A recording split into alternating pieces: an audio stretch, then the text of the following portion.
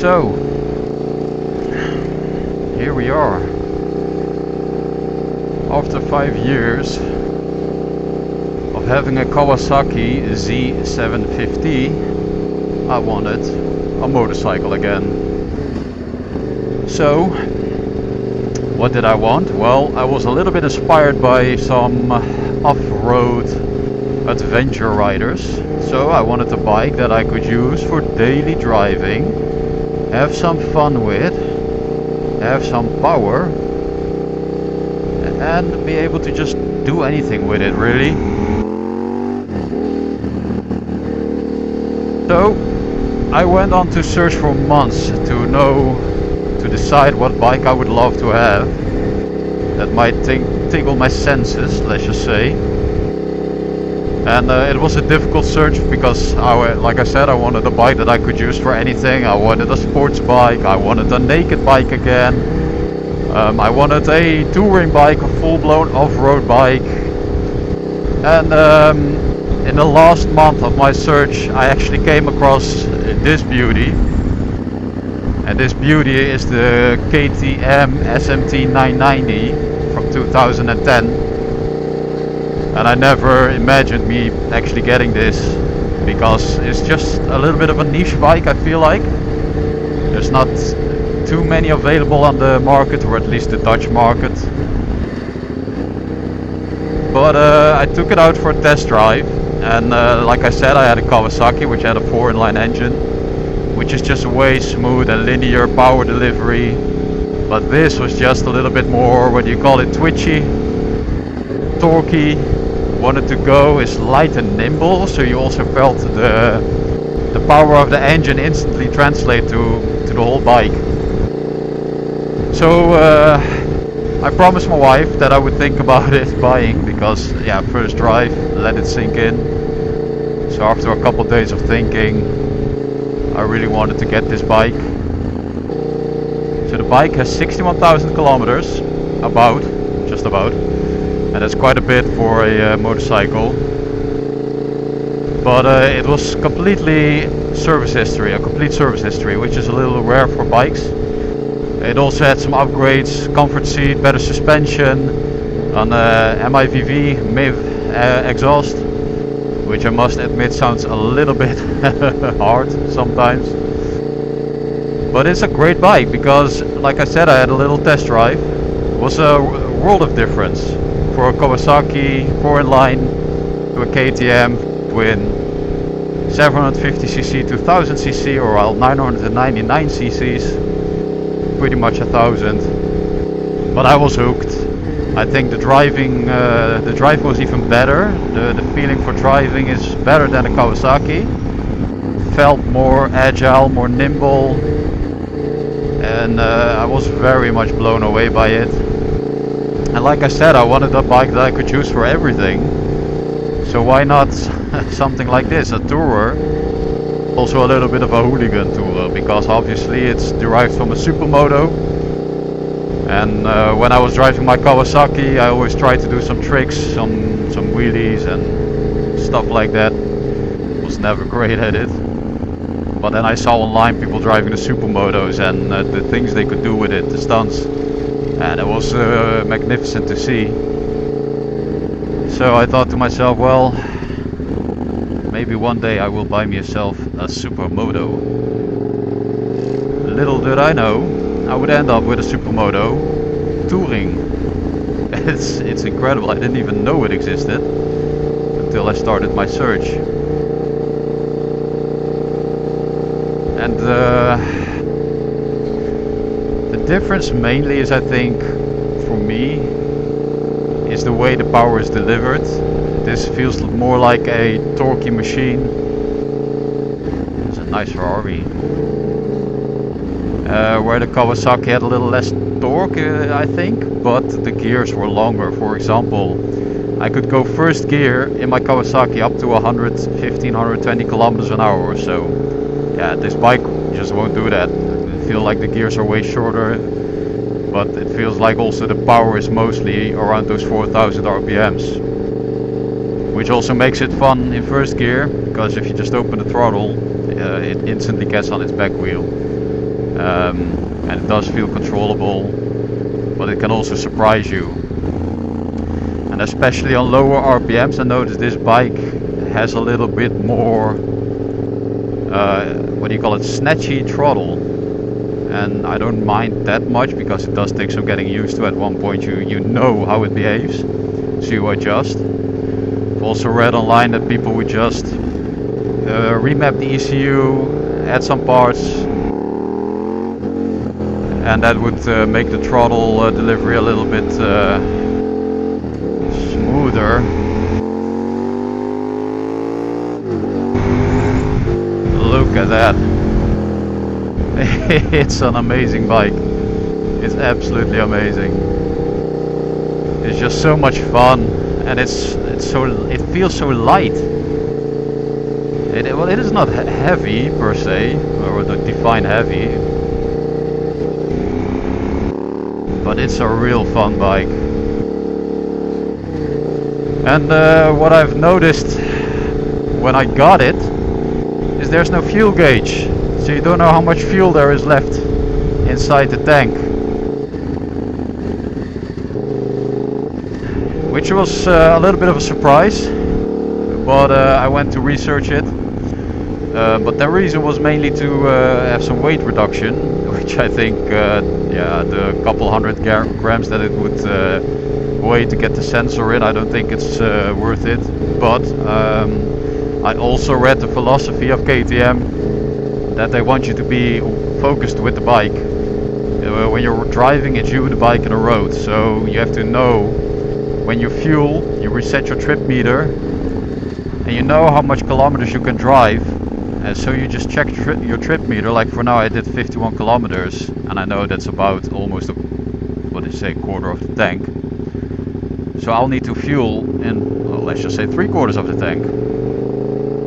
So that's how KTM's philosophy was like. Be present with your bike, be working on it. And I think it's a little bit of a fun philosophy. I don't know if it was exactly meant like that. Also, I don't know if KTM actually put it that way. But I think it's great because that's all what it's about, right? It's just being busy with your bike, because else we'll just drive some cars. I would still prefer a gear indicator, because yes, I'm getting used to not being able to see my gears, because I also had that on my Kawasaki. You know, you just look at your current speed, your RPMs, what does the bike sound like, and you can pretty much know what the gear you're in, also how it feels when you throttle open. But I'd rather have the gear indicator just for when you're cruising. Oh my goodness, there was some sand, a little slippery here. So I am considering buying a little upgrade where you can put a little mini screen that shows which gear you're in. I think that would be a little bit of a nice fix for that issue, but it's not really an issue. I think it's mainly a preference. I had been riding my Kawasaki for years without it as well, and yeah, you get used to it. And like I said, it's also got a MIF exhaust full system. I must admit it might sound a little obnoxious for a lot of people mostly. So when I drive by horses or people walking, I tend to just calm down a little bit. Because yeah, 1000cc twin feels like nearly straight piped. It could annoy some people. And I'm not in the business of annoying people. I'm here in the business of enjoying the bike, and I like the beautiful sound, but I don't want to bother other people with it.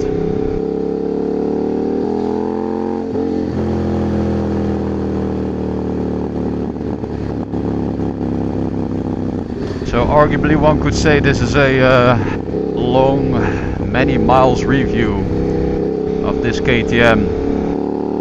And like I said, it's been fully serviced, always had its services, people never budgeted on this bike, and you do notice it still looks good for a, what is it, 2010, more than 16-year-old bike. It's a great bike. It still performs. I don't know any issues so far, and I've driven about 2,000-3,000 kilometers with it. It still feels very sharp.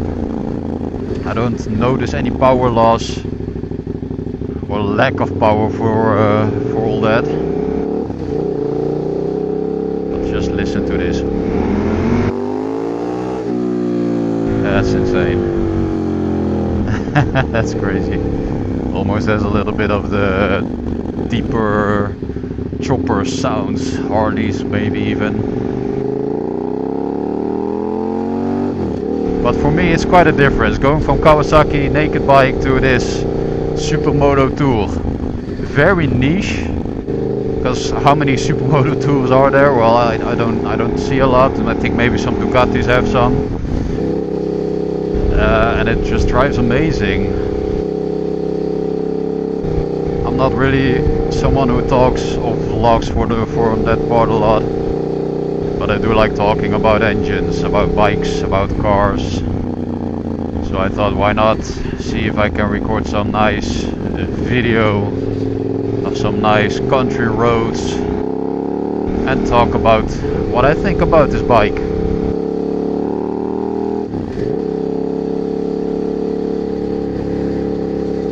I did see KTM actually reproduce the 890 SMT, and I must say I am really curious how that drives compared to this. This is such a raw beast, no gear indicator, no fuel gauge, only the basic electronics, no ABS. It's just such a raw bike, and that's great. So I am very curious to know the KTM 890. I might actually go to a dealer soon and ask if I can just test drive it for like a couple hours. Maybe I'll record it and talk about it, because I do think that would be a nice comparison. But yeah, like I said, this is a 1000cc V-twin. I mean, it's just great. So it's so funny because I was actually looking at bikes. And I thought to myself, well, I need to upgrade the engine size because I had the 750. I at least want something around the 700 cc's and then a different type of bike. Well, also always wanted a Supermoto, also always wanted a 1000cc bike. Well, guess where we ended up? A 1000cc Supermoto touring bike. It's funny how it goes. All my wishes have been granted and I ended up with this magnificent piece of bike. KTM, in my opinion, you've done a real good job. I'm not a motorcycle expert or anything, but coming from the Kawasaki, which was very enjoyable, to this KTM, yeah, it doesn't really, it doesn't reduce the fun, let's just say, because Kawasaki ZC50 sports bike, you would say, much fun. Touring bike sounds a little bit, maybe a little bit more dull, you know. Some people think, oh, old man bike, blah blah blah. No, this is a beast and you can tour with it, and it's amazing. I just want to like have some curvy roads, but unfortunately my GPX navigation system didn't really work out the way I wanted it. But that's something we learn and we fix for next time. So one of the reasons I didn't want another naked bike was because when I would be driving high speeds for highways or you name it, you wouldn't have a little windscreen. And yes, I know you can put a little windscreen on most bikes, but I just wanted a bit more of a touring setup where you're not as prone to that wind. Also having this little screen that just does enough of covering the wind for me. Yes, you still feel it, but a lot less.